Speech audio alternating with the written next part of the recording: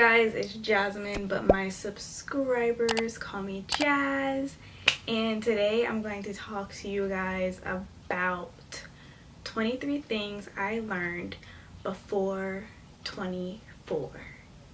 If you don't know, I turned 24 like 2 weeks ago on the 25th of September. I really wanted to reflect on all the things that I've learned for the past 23 years of my life. So yeah, let's just jump right into it. These are in no particular order, by the way, and if you didn't already notice, I don't know if I want to get a mic or not. I'm gonna get a mic. Podcast style video, you know what I mean? Hold on.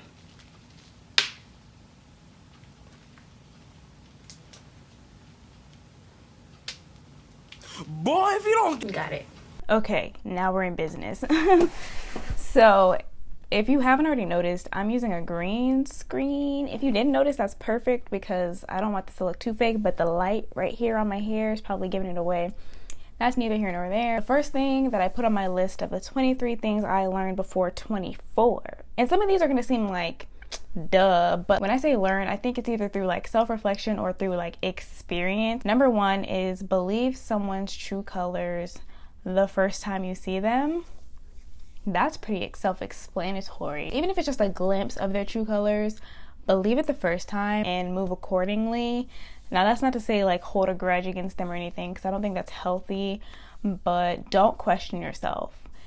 Take it for face value. Maybe talk to them about what you've noticed, but just keep it in mind. I made the mistake of like not wanting to seem crazy or giving people the benefit of the doubt or just kind of ignoring it, like outright ignoring it.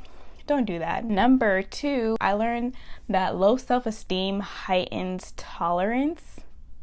There's a lot of stuff you'll probably deal with if you have low self-esteem because you feel like you need that person in your life or you gain value from having that person in your life. It heightens your tolerance. I've been through this. There's a lot of stuff I shouldn't have tolerated, but I did anyways. I didn't like have the courage to speak up and like demand more from whoever. Number three is that low self-esteem lowers your standards and boundaries.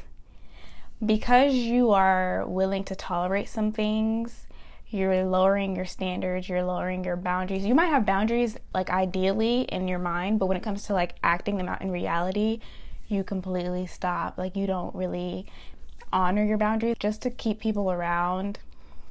It's not worth it. And I feel like as an introvert with friendships sometimes it's really easy to fall into that because it's not that you don't like to be around people, it just drains your energy. So you feel like you have to overcompensate to maintain friendships, but people who understand your personality type, they won't force you to cross any boundaries. They know that you're not the social type, so they're not going to make you go out if you don't want to go out, stuff like that. Number four, this is a big one. This is one that I learned like recently, like a couple months ago. Motivation is overrated, okay? You're not always going to feel like it. And I made a video about this earlier this year called F Your Feelings. Yeah, motivation is overrated because you're not always going to feel like doing something. Now, I definitely feel like whatever you do, like this is something I recently discovered was like, it's one thing to not feel motivated sometimes, but for me, I was struggling with not feeling motivated at all. And part of that was because I wasn't doing something that was truly making me happy. But just for like, if you're doing something that you're passionate about, you're probably not going to be motivated every day. You might be tired. You might not feel like going. For example, people who like to go to the gym, they may not feel like going to the gym all the time, but if they're passionate about it, they still go. But motivation is overrated because motivation just won't carry you. It won't carry the weight that it needs to carry to get you through what it needs to get you through, and it won't do the work for you. You're going to waste a lot of time waiting to feel like it, you know? Now, once again, there's a difference between lack of motivation and then just like severe disassociation, like I don't want to do anything. That's kind of what I was going through. So you also have to analyze to make sure you're actually doing something that makes you happy in the first place so you can feel some sort of motivation. Number five, discipline will carry you where motivation can't. I'm gonna say that one more time for the people in the back. Discipline will carry you places that motivation can't. Okay, because discipline is that doing it whether you feel like it or not. Discipline is, I know what this will get me in the long run. Discipline is, I gotta prioritize. I gotta set aside this time for XYZ. Also, I think being passionate about what you're doing will kind of make the discipline part easier. For example, one of the best times of my life where I was the most disciplined was when I was playing sports. That takes discipline. You gotta make sure you go to practice on time. You're disciplining your body to work out. You have to push through hard practices sometimes. But if you don't like the sport, you're not going to want to do it. So discipline and motivation go hand in hand, but discipline will take you there when motivation isn't there. Number 6 is kind of random, but I loved it because I finally did a DNA test to figure out what parts of Africa I have lineage in. Something that really surprised me is that I'm 43% Nigerian. 43%. Like, I wasn't expecting such a large percentage in one area. That's nearly half Nigerian. That's like as if like one of my parents was just completely from Nigeria. So it makes me kind of wonder if there was somebody in my like recent lineage who just happened to be full Nigerian and didn't know it. Or maybe I just have a lot of concentrated Nigerian in my bloodline somewhere. I don't know, but that was cool to me. Number 7. Get out a piece of paper, please, because number 7, I'll wait. I'll give you some time. Time's up. Number 7, access to my energy, my attention is a privilege. People don't just deserve your attention.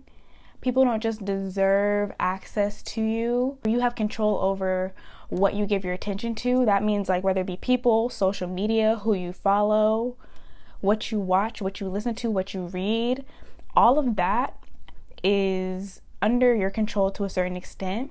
So treat it with value. Like, don't just be letting anybody waste your time. Don't just be letting anybody fill your head with stuff. Especially around this time of the elections, don't let social media hype you up before you go vote. Like, actually take the time to educate yourself, because media, the news, they love your attention, and they're going to get your attention with negativity.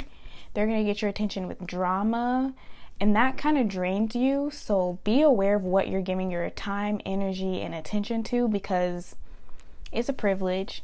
This ain't, Walmart where anybody can come in. Treat you like the VIP section of the club. You got to be on the list. You have to make a reservation. I have to approve you to get to me, okay? Okay. Number 8. A lot of people I used to consider friends are really just acquaintances. And that's okay. I need friends who are gonna like consistently put forth that effort to show me, hey, I'm your friend. And then I move accordingly. A lot of the people who I used to think were friends, we really only keep in touch on social media or on birthdays. Number 9, this is a concept that I just started to embrace. It's a concept I call controlled losses. This is when you take an L to a certain extent, but you're taking the L on purpose, but you're lessening the blow in some way, shape, or form. It's not the most healthy thing to do, but sometimes you just have to kind of take a piece of an L and keep it pushing. Number 10, gut brain. Gut brain is kind of this scientifically discovered thing where like what you eat kind of has an effect on your mental health. Like gut brain, like the stuff you eat, the chemistry of your stomach affects your mental health in some way. I will try to find an article about it. I spoke to a nutritionist and she told me about it, and I was like, wow. Number 11, this is kind of just something I learned about myself. I don't like breakfast, but something I will eat is a bagel for breakfast. Like, I like eating bagels. They're simple, they're good. So yeah. Number 12, I learned that my perfectionism kept me from getting a lot done just throughout school in general, or just like in life in general. I'll imagine what I want to do, and then if I feel like I can't do it the way like I want it to be, like exactly how I want it to be, and it's supposed to look perfect, then I won't do it. I will avoid it. I'll push it away, and it keeps me from getting a lot done. It makes me procrastinate. I put so much pressure on myself because of my perfectionism, because of my anxiety. I guess like it just all kind of connects in some way, and I never really realized it until this year. Number 13, I learned that Jesus is Lord. I repeat, Jesus is Lord. My sophomore year of college, I got baptized, period. Okay, so I finally developed a relationship with him for myself, learned about him for myself, and I accepted Jesus Christ as my Lord and Savior. Okay. 14, keyframing. Keyframing, if you don't know what that is, it's this. It's where you move stuff on the screen, and it's really confusing, but I figured it out and I was really proud of myself. So yeah. And number 15, I learned how to make a wig. This was a while back. I think it was like 3 years ago when I made my first wig, and I still have it. I just don't feel like getting it. This is a wig that I've made as well. Number 16, my love language is words of affirmation, which makes sense because I love writing. English was my favorite subject growing up, so it makes sense. However, this also, when you have low self-esteem like I have dealt with, words of affirmation as a love language can bite you in the butt, because you'll get so caught up on all the cute things that they say that you ignore the red flags, which is what I did. But that's neither here nor there. We're moving on. Number 17, I learned how to wrap an ankle. I had an athletic training internship last year, and I learned how to wrap an ankle. Like when you see athletes have all that tape around me, I learned how to do that. It was really cool. It took me a while. Not a while, but it took me a while to get it down, like get a rhythm. But it's pretty cool to like be able to wrap a bunch of ankles athletes. Wow. Athletes' ankles. Number 18, this is really random, but I learned that SISQO, the one who made the thong song. Yeah, he was in Dru Hill.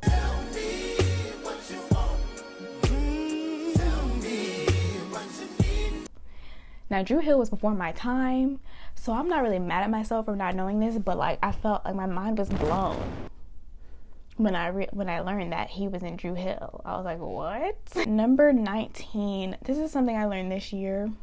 Healing isn't linear, okay? What I mean by that is some days you'll feel better no matter what you're healing from, and some days you'll feel like you just got hurt like 5 minutes ago. So don't ever feel like you're supposed to be better the next day or 2 months from now. Like, don't put a time limit on yourself, and just keep trying to move forward. And if you have days where you feel like you took 3 steps back, do not blame yourself, because it's a process. Just keep trying to get to the next day. Keep doing the introspective thinking, positive affirmations, prayer. It'll get better before you realize it, and then you'll realize it and you'll look back like, oh, okay, I am doing a little bit better now. Number 20, I'm set apart. In the Old Testament, if you've ever like read the Bible, the Israelites were called to be like set apart from other nations. And that's kind of like how it is whenever you are a Christian. Like, you are set apart, but you are called to go into the world and spread the gospel, love other people, serve others. But that doesn't mean blend in. Does that make sense? Like, that doesn't mean do everything everybody else is doing. But I feel like I struggle with that concept as far as like friends. Like, I'll always, like, I can be surrounded by people and still feel left out. Like, still feel like I don't fit in. And I read a book by Lisa Turkhurst. It's called Uninvited, and it really changed my perspective on how I view things. So, highly recommend that book. 21, my toxic trait is holding things in. I hate confrontation, so I hold things in. And even if it's not confrontation, like I could be going through something and I'll just keep it to myself because I don't like being emotional, like I don't like crying. So that's something I'm working on. Number 22, God gave me a gift for writing. That was something I learned a little bit. Maybe last year I came to the complete realization, not even last year.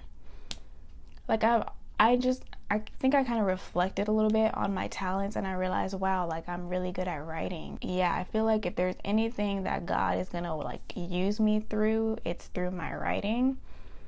And that's, I guess, all I'm gonna say about that for now. Hopefully I will prove that statement in the future.